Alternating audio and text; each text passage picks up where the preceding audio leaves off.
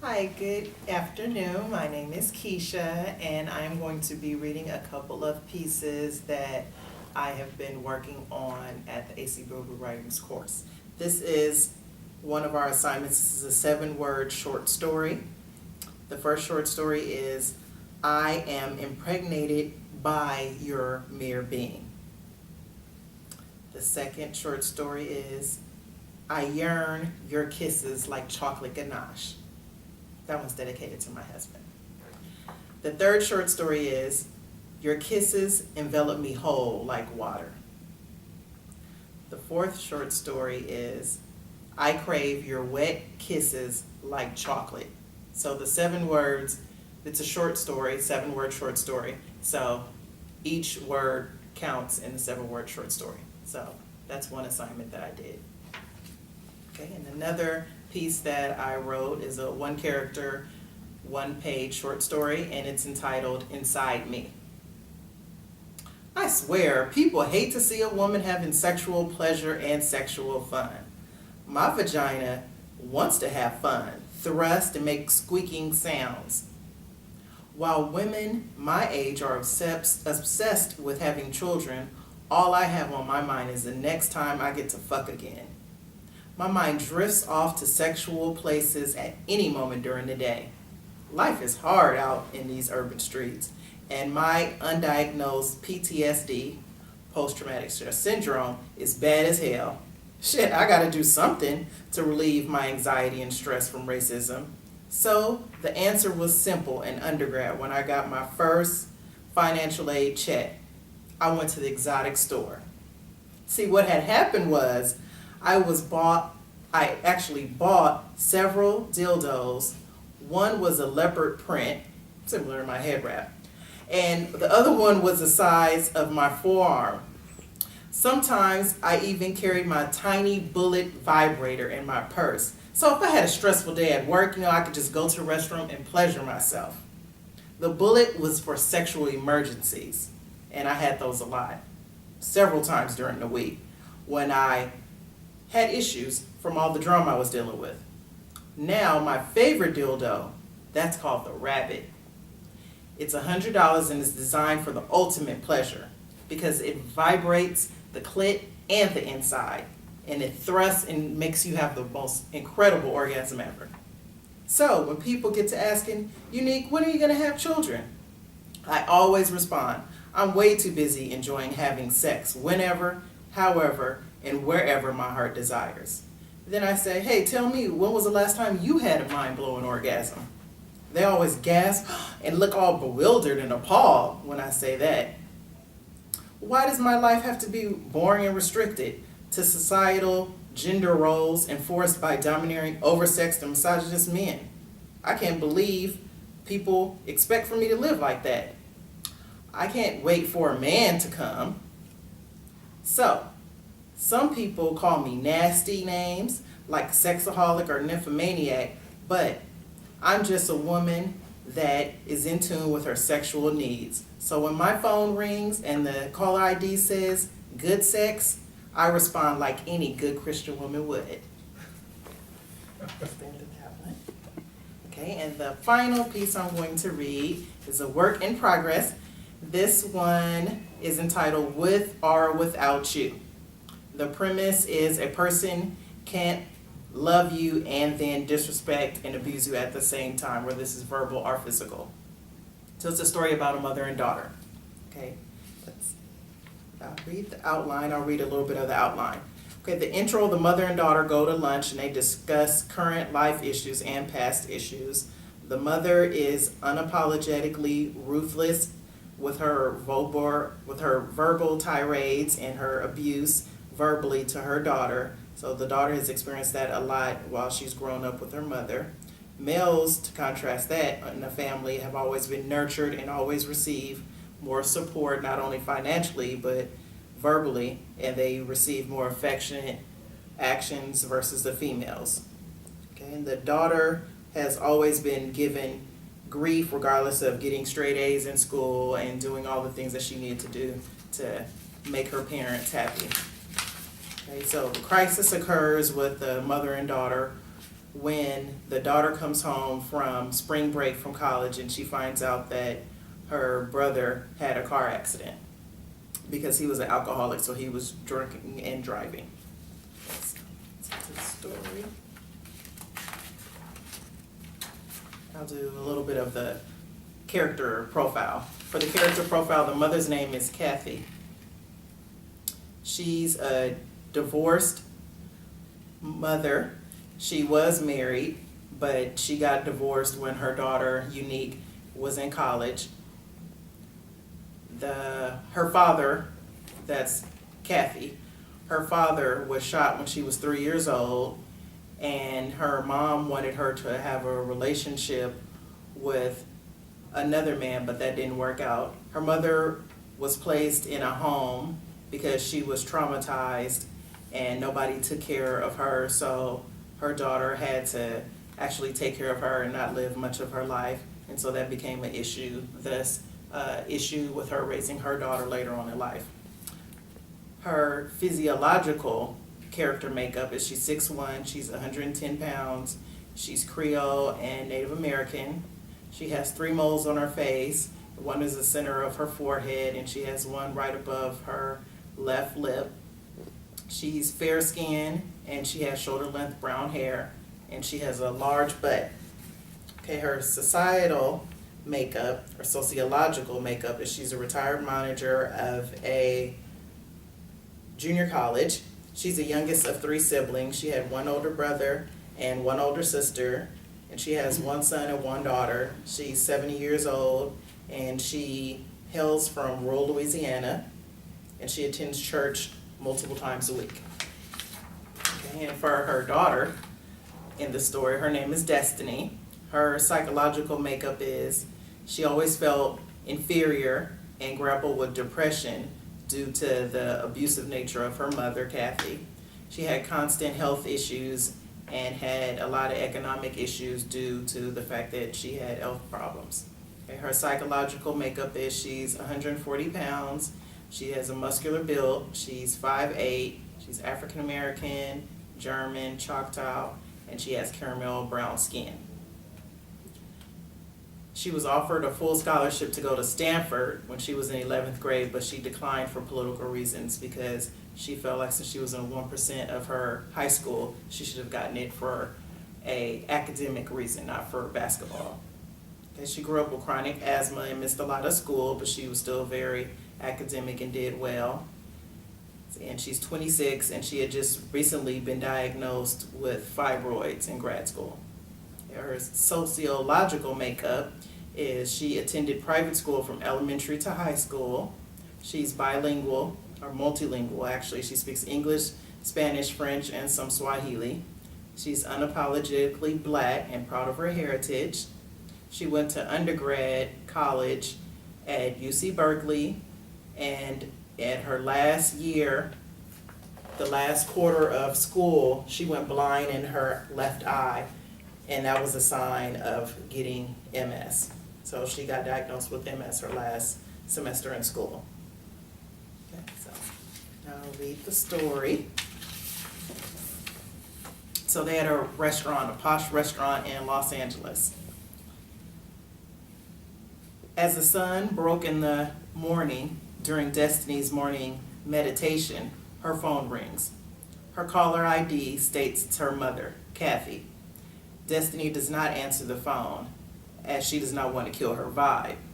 Destiny moves her hips from the left and to the right, and she makes a circle with her lower body. Then she stands erect and begins to burn sage to purify her home and release evil spirits. 2 days later, after Destiny's meditation, shower, and getting dressed, she looks at her phone. Kathy has called over 10 times and has left several voicemail messages, and then she also notices that her mother has also texted her stating, "Urgent, please call me." Destiny makes a side eye and twists her lip to show the annoyance from Kathy.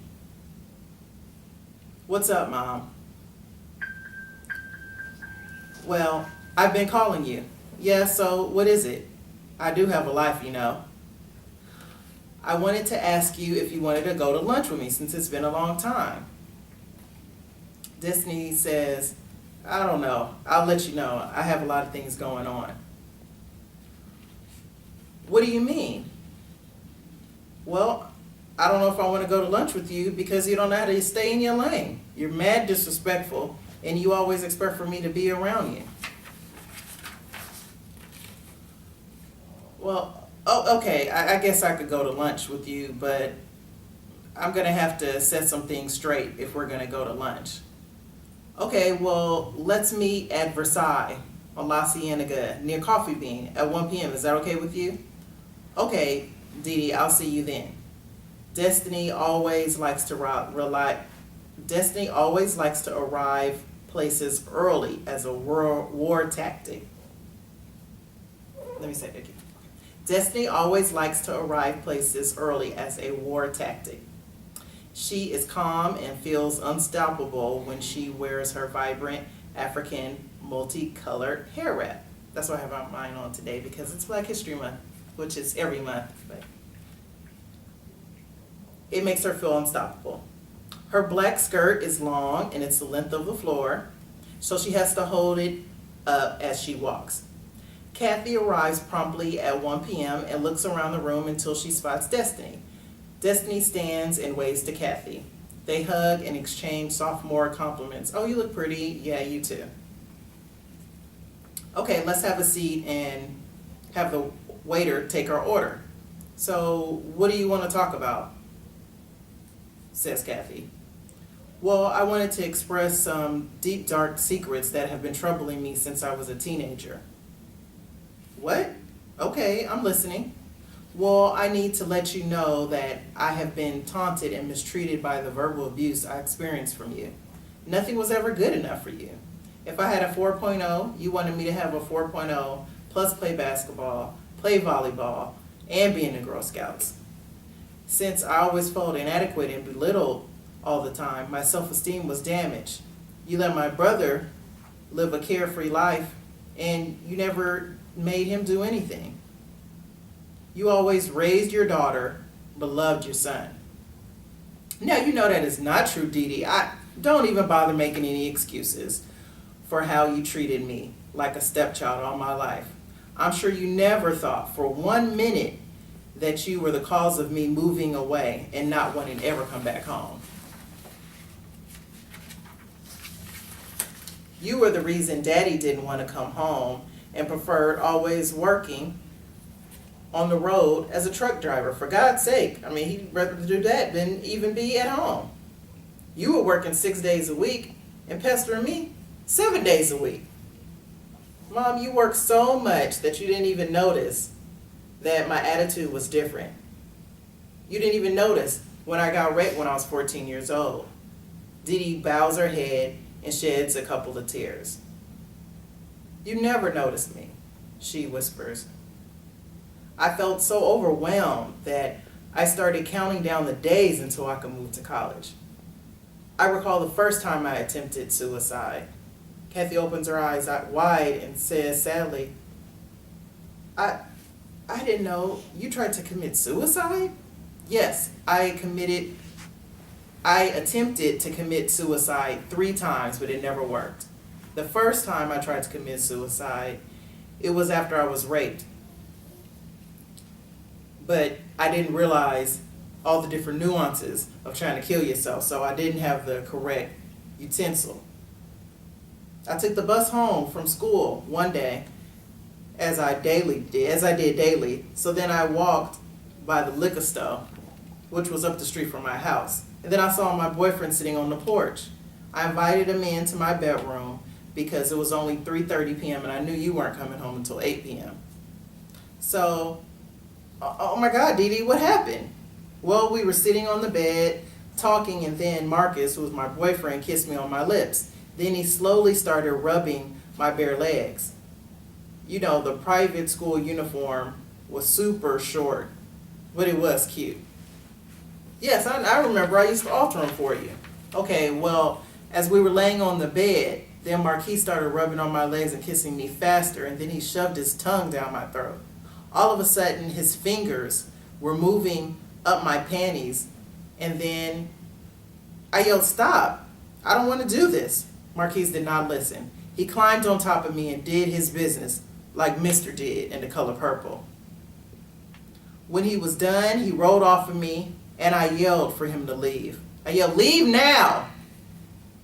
Then he jumped off the bed and ran out the door. I took a shower and I cried for hours.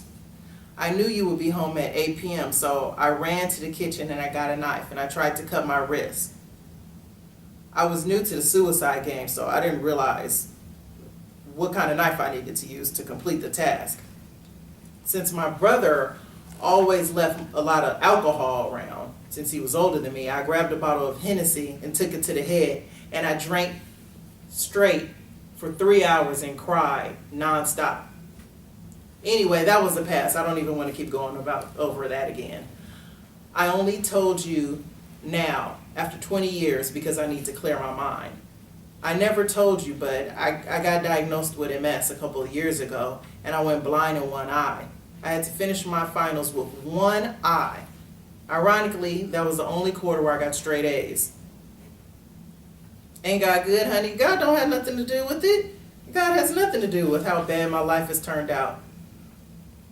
Why, honestly, if God loved me, I mean, come on, why would I have to get a spinal tap, lose vision in my eye, and have to end up getting on Social Security? Well, I ain't always been perfect. I did the best I could for you, Dee Dee. It's so typical of you to say something like that, Mom. I mean, you never came to see me or supported me emotionally when I told you that I had MS at all. Oh no, yes, don't cry, Dee Dee.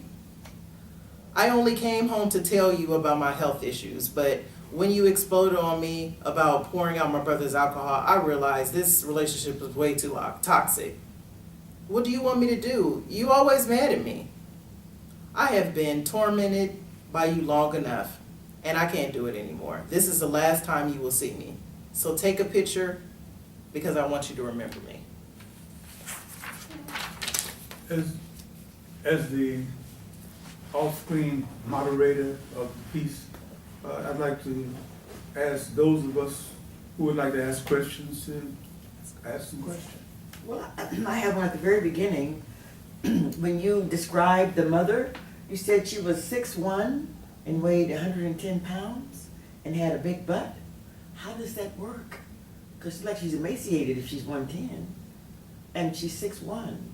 She lost weight over the years. I'm just saying, I just couldn't see the visual on that. All right, Keisha, that's real good. Oh, that's great. That's the exact size of my mom. She's about 110. Yes, she is. She's tall. She lost a lot of weight over the years, but that's exactly how she looks.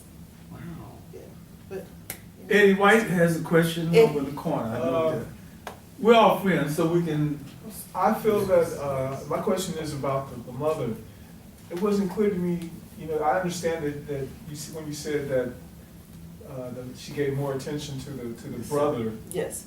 But how does she react when she's confronted by her daughter? It seemed like to me I didn't get her anger. Maybe because The mom's anger? yeah, because when the daughter confronts her, say, "Well, how come you weren't there for me when I had MS?" Maybe you said it, but I didn't. It was. She doesn't really have a response. It's Okay. always pushing her back on her. I tried to do the best that I could. You know, what do you want me to do? So it's kind of dismissive. I think if you maybe kind of go into her Make it character, why does she Okay. feel that way? Okay. That it would add to it. Okay. Because then, Make it because more then I clear. kind of understand maybe she has some reason for that she feels the way that she does by her daughter. Maybe that Okay. can come out in Okay. her response to that. Okay. Okay, and I was thinking, this is Zola talking, I was thinking that if when you read it, if you did the names, because it's a play, and, Yes. you know, and I found the problem of getting the two different voices. That's what I difficult. was wondering, is Yeah, to so, put the name, yeah, right, put the so name, you can and know so who's speaking. right, Okay, yeah, okay, okay. that would help, Okay. okay. I don't want to promote civic discord or domestic discontent or anything like He's that. gonna get in But John, the husband, It doesn't necessarily have to be about the story. It could be about Okay. well, anything that you're concerned with. This story, I think, just needs to be developed more. You know, I think it's good. It's going a good place, but I think you could give us more. I agree. Wait, and somewhere in that paragraph where you said that she was married, and then Yes. she was divorced, I think you started with she was divorced, and then you said she was once married. Right. Something like that, okay. Right. Same thing twice. Right, yeah, so, Right. yeah, it's Okay. good, yeah, that was good, yeah, okay. I think I'm more interested in the broader area. Why did you start writing rather than acting? You're an actress too, right? You done some. I have. some- I auditioned for the Vagina Monologue, and I was going to tour with them, but I was in grad school. And it's a good thing I didn't. I would have met my beautiful husband. So, But you taught Yes. school too, right? yes. Well, I was a case manager, Oh, so I taught the children life skills what brought, what, and what, sexual information, so they could actually have a positive relationship, and if they were going to have sex, which a lot of them were. One young lady was actually trafficked, ironically, with Karen's thing. She was she was in trafficking. She was only 14, but her pimp would come to the school, and I didn't even know human trafficking was going on like that, but the pimp would come to the school. He had guardianship of her. She was in foster care. Somehow he ended up getting guardianship of her, and she had to miss a lot of school because she was slanging, slanging the thing. Yeah. Walter White? There was, at one point toward the end, you said, you were talking about the MS, and you said, she was speaking to her mom, and she said, that's why I never told you anything. I never told you I had MS. And then you went a little further, and it seemed like you were, it suggested that she did talk to her about MS, but Okay. she ignored her. Yeah, I was a little Confused about that. Okay. Yeah. yeah, okay, I'll time it. okay. Mhm. And you'd mentioned the brother, but in the story, there's no brother, about a brother with the accident? Because that's why I thought the mother was calling 10 times, that it was urgent. No, And then when she no. goes- It was just to juxtapose how the brother was treated versus the daughter. Okay, But I can make that more clear. okay, good. Well, you got an ongoing story, and let's go on to the next one. All right, John Jefferson himself. okay, put it on. Stop.